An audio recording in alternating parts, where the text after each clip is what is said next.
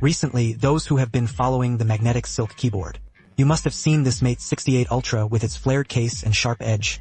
It can be said that this was an overwhelming promotion across the entire internet. So I was a bit interested, so I paid in full and got it back, after using it for a while. So in today's video, I'll share my experience with you. Still, the packaging is just starting to be customized, but the box accessories are rather sloppy. A data cable, a steel wire to pull and turn the appliance, and a dust cover. No extra switches, no keyboard pack. I can only say that at this price point, it's a bit perfunctory. So, this keyboard comes standard across all models with the Omega magnetic switches made by Huanua. The pressure is around 45 grams. Total Heisei size is 3.5 millimeters.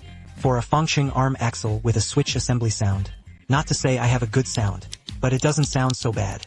The main advantage is that it feels more stable in hand.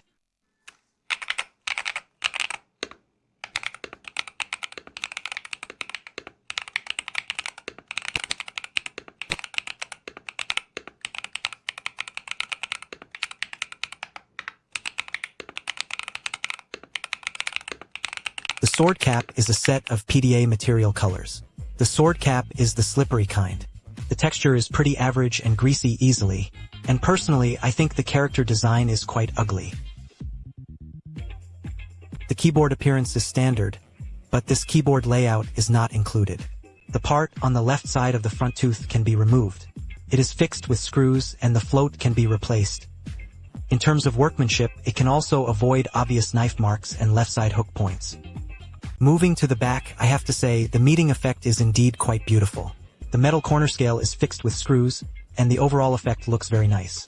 The Mid 68 Ultra's energy recharge is a fully upgraded version. Controlling the sandwich cotton. ISP, resistor and power addition, PT, incoming power, control of duo cotton, and control of base cotton. It is also currently a standard filling solution.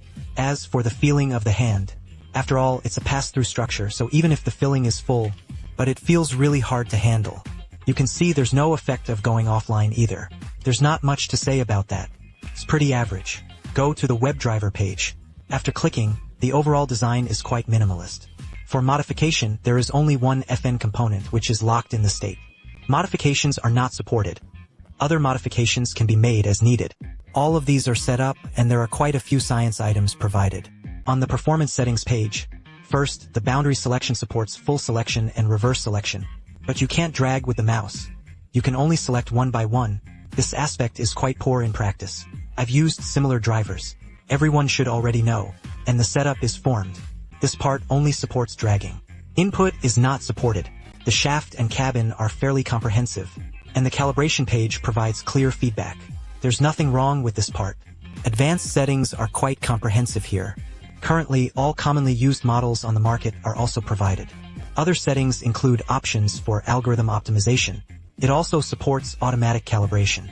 If you come to see it, at the price point of an algorithm keyboard, in this era of drivers, it's not exactly that user-friendly.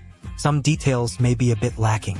In terms of performance, the payback rate is 0.125 milliseconds. Theoretical latency can be adjusted to a zero dead zone of 0.01 for RT accuracy. He said it was all words. I don't think I've seen this alpha algorithm before. In terms of performance compared to the price point, in terms of RT accuracy, it is 0.001 lower than other products. Whether you mind this thing depends on the individual. For me, as long as it's stable enough, it can be used at all times. After all, as a probing creature, asking me to experience the difference between 0.01 and 0.001 is still a bit much. Finally, this keyboard is priced at 899 yuan, which is honestly not cheap. The switches are Huanua magnetic switches. Maybe not many people have heard of it, right? Huanua used to make some mechanical switches like the Latte series switches. It still maintains positive reviews. Judging by the quality of this Omega itself, it definitely won't be a test king. Of course, that's just my personal feeling. The accessories are a bit sloppy. No keyboard pack, no amplification. The switches are already at this price point. This experience was a bit unpleasant. In terms of shell texture, the interface of the sun-shaped machine is indeed very attractive. This is probably the first time I've used this magnetic keyboard set. I've seen it on customer core keyboards before. Not long ago, that Fox 99 from the hotel also worked on this thing. This keyboard is priced above 1,500 yuan. The texture and touch of the user, the light sensitivity effect is nearly 500 million. So what does it mean to say something? The appearance of this keyboard is indeed flawless. The driving experience also doesn't match those at the same price point, like an ATPS-driven experience. The handling of the Qijia is not quite sufficient, especially in other aspects. The keycaps are pretty average, just the very common kind.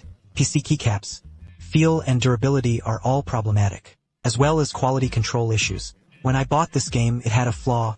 If you want to deal with it plainly, after-sales service just adds a 20 yuan red envelope and it's settled. I was too lazy to go back and return or exchange it, so I accepted it. And then, during this period, still giving this princess a space. Also, the overall RGB brightness of the keyboard is a bit dim. Not like MIT in the same price range that would surprise you with a single piece of money. 68 OSPA is really hard to tie with this value-for-money base stock. In short, to sum up all sorts of miscellaneous things, my advice for this keyboard is that if you care about its appearance, it was this anode shell that made me fall in love at first sight. Not chasing this soft, bouncy feel. And it can accept the feel of the hull striking the steel plate. Also, the performance requirements aren't that extreme. And if you have a hat or are interested in going there, if you buy him an extra set of hats, that's acceptable, since there are no competitors of the same type. This is also the only option. However, if you care about the driving experience and the lighting brightness space, the performance of the LED beads is pushed to the extreme limit. I recommend looking at other brands' experiential products. This keyboard really doesn't do well in these areas. So, in this video, thank you all for watching. See you next time.